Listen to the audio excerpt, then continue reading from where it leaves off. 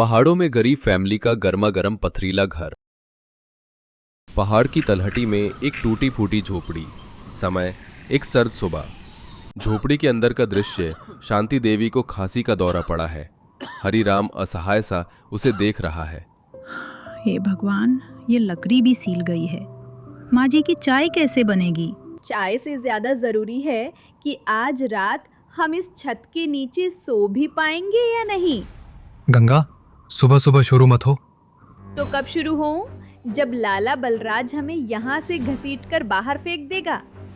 आज उसके कर्ज चुकाने की आखिरी तारीख है। मैंने बात की थी लाला से, वो नहीं मान रहा। हम उसके पैरों में गिर जाएंगे, पर ये घर नहीं छोड़ेंगे। पुरखों का घर, ये झोपड़ी जिसे हवा का एक झोंका गिरा दे। पार्वती भाभी, इज्जत जिंदा रहने में है। तभी बाहर से लाला बलराज की भारी आवाज आती है। अरे ओ हरिराम, बाहर निकल। आज या तो मेरे पैसे दे या ये झोपड़ी खाली कर। पूरा परिवार सहम जाता है। मालिक, बस इस जाड़े की मोहलत दे दो, फसल कटते ही। फसल? तेरी पथरीली जमीन पर कंकड़ के सिवा कुछ नहीं उगता। तेरे पास ये शाम तक का वक्त है। सूरज ढलने से पहले पैसे नहीं आए तो मैं खुद तुम सबको बाहर फेंक दूंगा। लाला बलराज चला जाता है। झोपड़ी में मौत जैसा सन्नाटा पसर जाता है। दोपहर के समय गंगा अकेले गुस्से में पहाड़ चढ़ रही है। वो इस बेबसी से दूर भाग रही है। नहीं, मैं हार नहीं मानूंगी। वो इस बेबसी से दूर भाग रही है। वो झाड़ियों को हटाकर देखती है। एक चमत्कार, चट्टानों के बीच से गर्म पानी का झरना बह रहा था। उसकी नजर झरने के पीछे एक अंधेरी दरार पर पड़ती है। गरम? वो डरते डरते दरार के अंदर जाती है। ये तो एक गुफा है और ये गरम है। गंगा बाहर भागती है। उसकी आंखों में एक चमक थी। मिल गया लाला के कर्ज का जवाब। हमारा नया घर। उसी शाम गंगा ने सबको अपनी योजना बताई। गुफा? तू पागल हो गई है गंगा। हम इंसान हैं, जानवर नहीं। और अगर लाला को पता चल गया? वहाँ उसे पता ही नहीं चलेगा भाभी। वो जगह किसी की जागीर नहीं है। न वहाँ कोई कर्ज मांगने आएगा, न कोई हमें बाहर निकाल सकेगा। वो सही कह रही है। अगर हमें छिपना ही है तो ऐसी जगह छिपें जहां ठंड भी हमें ना मार सके। पुरखों का घर, पर जिंदा इंसान के लिए है। अगर जान ही नहीं बची तो इज्जत का क्या करेंगे? मैं भाभी के साथ हूँ। नहीं, हम रात के अंधेरे में जाएंगे। अपना जरूरी सामान बांध लो। पूरा परिवार अपना थोड़ा बहुत सामान लिए चुपचाप पहाड़ चढ़ रहा है। कहाँ ले जा रही हो बेटी? मुझसे और नहीं चला जाता। हमारा घर छूट गया गंगा। छूटा नहीं भाभी, हम एक नए घर जा रहे हैं। बस थोड़ी हिम्मत और। उसी वक्त नीचे गांव में लाला बलराज अपने आदमियों के साथ उनकी झोपड़ी में आग लगा रहा था। अब पता चलेगा कर्ज न चुकाने का अंजाम। भाग गए होंगे, पर जाएंगे कहां? परिवार गुफा में पहुंचता है। बाहर बर्फीली हवा चल रही है, पर अंदर सुकून भरी गर्माहट है। भाभी, ये तो सच में गर्म है। हे भगवान, यहाँ तो ठंड ही नहीं है। यहाँ हम जी सकते हैं। गंगा, पार्वती और सावित्री तीनों बहुएं गुफा के एक कोने को साफ करने लगती हैं। तू सही थी गंगा। घर ईंट पत्थर से नहीं, हिम्मत से बनता है। नीचे देखो। सब उसके पास आते हैं और बाहर देखते हैं। दूर पहाड़ के नीचे उनकी झोपड़ी एक जलती हुई मशाल लग रही थी। लाला ने सब जला दिया। जलाने दो। उसे लगा उसने हमें बेघर कर दिया। उसे क्या पता कि हम अब एक ऐसे पथरीले घर में हैं जिसे कोई आग जला नहीं सकती और कोई जारा हमें मार नहीं सकता। कुछ दिन बाद पार्वती दिया जलाते हुए। यहाँ दिन रात का पता नहीं चलता, और ये लकड़ी सब गीली है। रोटी कैसे पकेगी? रोटी से पहले अनाज चाहिए। जो था वो खत्म हो रहा है। मैं और सुरेश रात में गांव जाएंगे। अपनी पुरानी कोठरी से ले आएंगे। नहीं, लाला के आदमी पहरा दे रहे होंगे। रमेश भाई ठीक कह रहे हैं, पर भूखे रहे तो भी सब खत्म। जाना होगा, पर होशियारी से। जाओ बच्चों, पर ध्यान से। आधी रात बर्फ गिर रही है। दिनेश और सुरेश दबे पांव अपनी जली हुई कोठरी के पास जाते हैं। अंदर अनाज की बोरियां हैं। जैसे ही वो एक बोरी उठाते हैं, लाला बलराज और उसके आदमी उन्हें घेर लेते हैं। मैंने सोचा था कि तुम कीड़े मकोड़े ठंड से मर गए होगे, पर तुम तो बिल से बाहर निकल आए। अब तुम मेरा कर्ज गुलामी करके चुकाओगे। पकड़ लो। भाई भाग, माँ को बता। एक आदमी सुरेश के सिर पर लाठी मारता है। दोनों पकड़े जाते हैं और लाला उन्हें घसीटते हुए ले जाता है। अगली सुबह पूरी रात कोई नहीं सोया। सुबह हो गई, वो नहीं आए। वो नहीं आएंगे, वो पकड़े गए हैं। सावित्री दहाड़ मारकर रोने लगती है। ये सब तेरी वजह से हुआ है, तूने उन्हें भेजा। चिल्लाओ मत भाभी, वो मरे नहीं हैं। लाला उन्हें गुलाम बनाकर रखेगा। तो अब क्या, हम क्या करें? हम उन्हें वापस लाएंगे। 2 दिन बाद अनाज का आखिरी दाना खत्म हो चुका था। ये आखिरी था। कल से माजी और बाबूजी को क्या देंगे? गंगा गुफा के मुहाने पर खुरपी से पत्थर के बीच की मिट्टी को खोद रही है। इस पत्थर पर खेती? तू पागल हो गई है। जिंदा रहने की कोशिश है भाभी, पर हमारे आदमी लाला की कैद में नहीं रह सकते। क्या सोचा है तूने? लाला अंधविश्वासी है। क्या मतलब भाभी? आज रात तुम दोनों मेरे साथ गांव चलोगी। रमेश भाई, आप और बाबूजी माजी का ध्यान रखेंगे। ये लड़ाई अब हम बहुएं लड़ेंगी। आधी रात गंगा, पार्वती और सावित्री चेहरे पर कालिख पोते हवेली के बाहर खड़ी है। मुझे डर लग रहा है गंगा। डरो मत भाभी, कौन है रे? हम हैं लाला, हरिराम के परिवार की आत्माएं। हम ठंड से मरे हैं और तुझे लेने आए हैं। लाला दरवाजा खोलता है और तीनों को देखकर डर से पीला पड़ जाता है। तुम लोग तो मर गए थे। पहाड़ की देवी ने हमें शरण दी है। गर्म पत्थरों ने हमें पाला है। हमारे आदमियों को छोड़ दे लाला, वरना ये पहाड़ तुझे निगल जाएगा। भूत, भूत। छोड़ दूंगा। ले जाओ अपने आदमियों को, पर मेरा पीछा छोड़ दो। अगली सुबह दिनेश और सुरेश गुफा में दाखिल होते हैं। सावित्री रोते हुए सुरेश से लिपट जाती है। तूने हमें बचा लिया, और यहाँ खेती भी। जब स्ट्रगल लाइफ हो तो लड़ना ही पड़ता है। अब हमें कोई इस घर से नहीं निकाल सकता। हाँ पार्वती, हम यहीं रहेंगे। ये गुफा नहीं है, ये हमारा किला है। और ये मेरी बेटियां इस किले की दीवारें हैं। लाला बलराज ने डर के मारे गांव छोड़ दिया था। परिवार पूरा हो गया था। बाहर बर्फ पिघलने लगी थी, पर उन्हें अब ठंड का डर नहीं था। वो उस गर्म पथरीले घर में अपनी नई जिंदगी बसाने लगे। झुलसती गर्मी, तपती धूप, सूखा पड़ा हुआ गांव, पेड़ों की छाया भी जैसे गायब हो गई हो। एक गरीब परिवार, रामू, उसकी पत्नी गीता, माँ दादी और 2 बच्चे प्यास और गर्मी से परेशान हैं। अम्मा, बहुत गर्मी लग रही है, पानी भी ठंडा नहीं मिल रहा। हाँ अम्मा, ये मिट्टी की झोपड़ी भी आग जैसी लग रही है। अरे बस करो बच्चों, सब्र करो। मैं अभी कुएं से पानी लाती हूँ, लेकिन पता नहीं वहाँ भी सूखा होगा या नहीं। बेटा रामू, ये गर्मी तो जैसे जान ही ले लेगी। ना हवा ना पानी, ऊपर से छप्पर का घर जैसे अंगारों पर बैठे हैं। अम्मा क्या करें, मेहनत मजदूरी भी बंद हो गई है।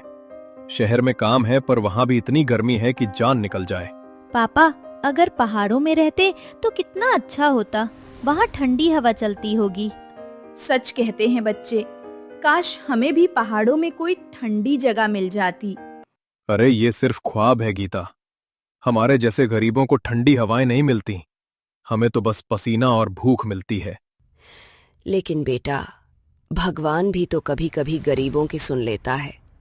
मैं कल जंगल की ओर जाऊंगी, शायद कोई ठंडी जगह मिले या कोई रास्ता भगवान दिखा दे। अगले दिन सुबह गीता अकेली जंगल की ओर निकलती है। सूरज आग उगल रहा है, लेकिन पेड़ों की छांव में थोड़ा सुकून है। गीता टोकरी लिए जड़ी बूटियां और लकड़ियां बटोरते बटोरते जंगल के भीतर गहराई में पहुंच जाती है। तभी उसे एक अजीब सी ठंडी हवा महसूस होती है। अरे ये कैसी ठंडी हवा? यहाँ तो और गर्मी होनी चाहिए थी। वो आगे बढ़ती हैं। सामने पहाड़ के बीच से एक पतली धारा बहती दिखती है। धारा के पास काई और हरी घास जमी हुई है, जैसे पहाड़ खुद सांस ले रहा हो। हे भगवान, ये तो बिल्कुल अलग जगह है, जैसे स्वर्ग का टुकड़ा हो। गीता पानी छूकर देखती है। वाह, कितना ठंडा पानी है, बच्चों को कितना अच्छा लगेगा। गीता आगे बढ़ती है और अचानक उसे पहाड़ में एक गुफा जैसी जगह दिखती है। गुफा के अंदर से ठंडी हवा निकल रही है। ये तो घर बनाने की जगह है। ऊपर से झरना, नीचे से ठंडा पानी, चारों तरफ पेड़। अगर हम यहाँ रहें तो गर्मी कभी पास नहीं आएगी। वो चारों ओर घूमकर देखती है। चट्टानों पर काई जमी है, धूप भी अंदर तक नहीं आती। गुफा इतनी बड़ी है कि एक पूरा परिवार रह सकता है। हाँ, यही हमारा नया घर बनेगा। गरीब सही, लेकिन ठंडे महल में रहेंगे। वो वापस गांव जाने के लिए मुड़ती है, चेहरे पर खुशी और आंखों में चमक लिए। शाम का झोपड़ी फिर से तप रही है। बच्चे रो रहे हैं, दादी पंखा झल रही हैं और रामू थका हारा आंगन में बैठा है। तभी गीता उत्साहित होकर दौड़ती हुई आती है। उसके चेहरे पर खुशी साफ झलक रही है। अरे गीता, कहाँ चली गई थी सुबह से? हमें चिंता हो रही थी। हाँ बहू, इस गर्मी में अकेले जंगल जाना ठीक नहीं। अम्मा, मैंने आज कुछ ऐसा देखा है जिसकी आप लोग कल्पना भी नहीं कर सकते।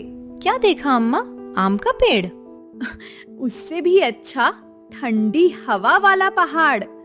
वहां से झरना बह रहा है और गुफा जैसी बड़ी जगह है, बिल्कुल घर बनाने लायक। अरे गीता, तुम भी ना। कहाँ की गुफा, कहाँ का झरना, ये सब तुम्हें सपना लगा होगा। नहीं, मैं झूठ नहीं बोल रही। पानी छुआ था मैंने, बर्फ जैसा ठंडा और हवा इतनी सर्द कि गर्मी भूल जाएं। बेटा रामू, हो सकता है बहू सच कह रही हो। क्यों ना जाकर देख आएं? वैसे भी यहाँ तो दम घुट रहा है। पापा चलो ना, हम भी देखेंगे झरना। हाँ पापा चलो, हमें ठंडा घर चाहिए। ठीक है, अगर सब कह रहे हो तो कल सुबह चलेंगे। लेकिन अगर वहां कुछ नहीं निकला तो गीता, तुम्हें मेरी डांट झेलनी पड़ेगी। लेकिन यकीन मानो, कल से हमारी जिंदगी बदल जाएगी। पूरे परिवार की आंखों में उम्मीद की चमक है। पहली बार उन्हें लगता है कि शायद गर्मी से छुटकारा मिल सकेगा। अगली सुबह सूरज निकलने से पहले ही पूरा परिवार गीता के साथ जंगल की ओर निकल पड़ता है। रामू के कंधे पर टोकरी, बच्चों के हाथ में छोटे मटके और दादी लाठी टेकते हुए चल रही हैं। गीता देख लेना, अगर तेरा बताया ठंडा घर नहीं मिला तो गांव लौटते ही तुम्हें खूब सुनाऊंगा। सुना लेना, लेकिन यकीन मानो आज तुम खुद मुझे धन्यवाद दोगे। बेटा जरा धीरे चलो, ये पहाड़ी रास्ता मेरे बूढ़े पैरों के लिए आसान नहीं। अम्मा देखो देखो, पेड़ कितने बड़े हो रहे हैं और हवा भी ठंडी लग रही है। हाँ, अब तो जैसे पंखा अपने आप चल रहा है। सच में, यहाँ तो हवा ही बदल गई। गांव की तरह जलन नहीं है। सब धीरे धीरे उस जगह पहुंचते हैं जहां गीता कल आई थी। सामने बहता झरना, हरी काई से ढकी चट्टानें और पहाड़ की गुफा। ठंडी हवा बहते ही सबके चेहरे चमक उठते हैं। अरे वाह गीता बेटी, तू तो सच कह रही थी। ये तो सचमुच भगवान का दिया खजाना है। झरना झरना, चलो नहाते हैं इसमें। अरे ये तो बर्फ जैसा ठंडा है। ऐसा पानी तो मैंने कभी नहीं देखा। देखा, यही बनेगा हमारा नया घर। ये पहाड़ ही हमें छांव देगा, ये झरना हमें पानी देगा, और ये ठंडी हवा हमारे लिए किसी वरदान से कम नहीं। हाँ गीता, अब मुझे तेरी बात पर विश्वास हो गया। ये जगह तो किसी महल से कम नहीं। तो अब हम यहीं रहेंगे ना बाबूजी? हाँ बिटिया, अब यही रहेगा हमारा घर, पहाड़ों के बीच, झरने के पास। पूरा परिवार ठंडी गुफा में बैठ जाता है। बच्चे झरने के पानी से खेलते हैं और दादी हाथ जोड़कर भगवान का धन्यवाद करती हैं। ये पल उनके जीवन की सबसे बड़ी उम्मीद लेकर आया है। अगली सुबह पहाड़ की गुफा के पास अब पूरा परिवार जुट चुका है। चारों तरफ हरियाली, बहता झरना और ठंडी हवा। रामू ने कुल्हाड़ी और औजार उठा लिए हैं। बच्चे पत्थर हटाने में मदद कर रहे हैं। दादी सबको हौसला दे रही हैं। चलो आज से हमारा असली घर बनना शुरू। अब ये पहाड़ ही हमारी छत बनेगा। हाँ, हम सब मिलकर बनाएंगे ऐसा घर जो किसी राजा के महल से कम नहीं होगा। भगवान करे ये घर हमें हमेशा ठंडक और सुख दे। पापा, मैं भी मदद करूं? हाँ बेटा, ये छोटे छोटे पत्थर हटा दे। मैं भी पत्ते और टहनियाँ लाकर सजाऊंगी अम्मा। बहुत अच्छे, सब मिलकर काम करेंगे तो जल्दी घर बन जाएगा। धीरे धीरे पहाड़ के अंदर बड़ी जगह बनती जाती है। रामू और गीता चट्टानों को काटते हैं, बच्चे पानी भरकर लाते हैं। गुफा के अंदर अब बड़ा कमरा जैसा हिस्सा बन चुका है। लेकिन मजा आ रहा है। गर्मी से बचने के लिए इतनी मेहनत करना सही है। जब ठंडी हवा में आराम से सोएंगे तब ये पसीना भी अमृत लगेगा। बच्चे झरने के पानी में कूदते हैं। वाह, ये तो स्विमिंग पूल जैसा है। सही कहा तुमने। इस झरने के पानी को हम तालाब जैसा बना देंगे। नीचे बैठने की जगह भी बनाएंगे। हाँ, जब गर्मी लगेगी तो सब यहीं नहाएंगे और खेलेंगे। और मैं यहीं बैठकर बच्चों की मस्ती देखूंगी। दिन बीतते हैं। गुफा अब असली घर में बदलने लगती है। अंदर पत्थर की दीवारें, लकड़ी की खिड़कियां और झरने के पास आंगन। गरीब परिवार ने पहाड़ काटकर अपनी ठंडी दुनिया बना ली है। कुछ दिनों बाद घर अब तैयार हो चुका है। पहाड़ों की ठंडी गुफा अब एक झोपड़ी से भी ज्यादा सुरक्षित और आरामदायक लग रही है। झरना पास से बह रहा है और उसकी आवाज किसी लोरी जैसी लग रही है। परिवार आज पहली बार इस घर में रात बिताने वाला है। माँ, ये ठंडी हवा कितनी प्यारी लग रही है। अब पसीना नहीं आ रहा। हाँ, और झरने की आवाज सुनो, जैसे कोई गाना गा रहा हो। देखा, मैंने कहा था ना, भगवान ने हमारे लिए खास जगह बनाई है। सच कहूं गीता, मुझे लगा था तुम सपना देख रही हो, लेकिन आज मुझे मानना पड़ेगा कि तुम्हारी हिम्मत और सोच ने हमें ये नया घर दिया। बहू, तूने तो कमाल कर दिया। अगर तू जंगल आ जाती तो हम अब भी तपती झोपड़ी में जल रहे होते। अम्मा, ये सब मिलकर हुआ है। सब ने मेहनत की है, तभी तो ये घर बना। बच्चे झरने के पास पानी में पैर डालकर खेलते हैं। ये तो बिल्कुल हमारी अपनी नदी जैसा है। हाँ बेटा, अब से ये झरना हमारा स्विमिंग पूल होगा। जब भी गर्मी सताएगी हम यहीं आएंगे। और मैं यहाँ अपने दोस्तों को भी बुलाऊंगी। सबको दिखाऊंगी कि हमारा घर पहाड़ के अंदर है। अरे बिटिया, पहले खुद तो आराम से जी लो, दोस्तों को बाद में बुलाना। रात गहराती है। बाहर गर्मी अब भी तड़पाती है, लेकिन पहाड़ों के बीच इस ठंडे घर में परिवार चैन की नींद सोता है। गरीब परिवार की जिंदगी में पहली बार गर्मी से राहत आई है। गांव में अब भी लोग गर्मी से परेशान हैं। बच्चे रोते हैं, बुजुर्ग हांफते हैं और घरों में आग सी तपिश फैली हुई है। तभी खबर फैलती है कि रामू का परिवार पहाड़ों के बीच ठंडे घर में रहने लगा है। कुछ गांव वाले उनके पास पहुंचते हैं। अरे रामू भाई, सुना है तुम लोगों ने पहाड़ काटकर ठंडा घर बना लिया है।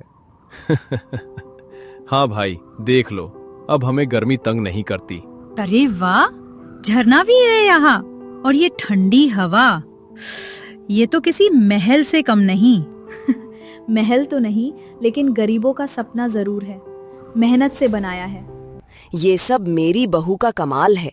उसी ने ये जगह खोजी, वरना हम भी आग में झुलस रहे होते। रामू भाई, तुमने तो हम सबको नई राह दिखा दी।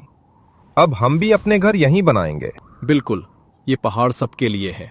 ठंडी हवा और झरना किसी एक का नहीं। सही कहा। जब मिलकर रहेंगे तभी असली सुख मिलेगा। धीरे धीरे पूरा गांव इस पहाड़ी इलाके में बसने लगता है। सब मिलकर झरने के पास घर बनाते हैं। बच्चों के लिए तालाब बनता है और गुफाओं में ठंडी रसोई। गरीब गांव अब तपती गर्मी से बचकर पहाड़ों के बीच ठंडे मोहल्ले में बदल चुका है। भगवान का लाख लाख शुक्र है जिसने हमें ये जगह दिखाई। और मेरी गीता का भी, जिसने हमें उम्मीद दी। ये सब परिवार और गांव की मेहनत है। अब गर्मी चाहे जितनी भी हो, हम सब ठंडे दिल और दिमाग से जिएंगे। सब हंसते हैं। बच्चे पानी में खेलते हैं और ठंडी हवा पूरे पहाड़ में गूंजती है। और इसी तरह गरीब परिवार गर्मी में अपनी असली ठंडक ढूंढ ही लेता है।